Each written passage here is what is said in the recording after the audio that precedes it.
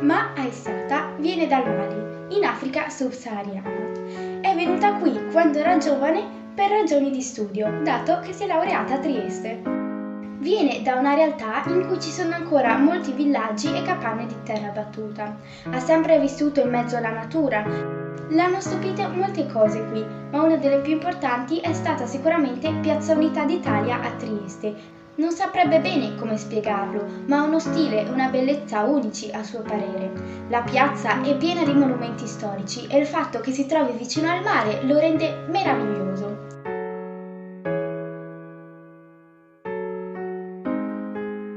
Quando è arrivato qui è stato bellissimo, perché la capitale del Mali, Bamako, ha uno stile architettonico molto diverso. Ma Aissata è una scrittrice e desidera continuare la sua carriera per far conoscere la sua cultura, nell'obiettivo di una convivenza pacifica.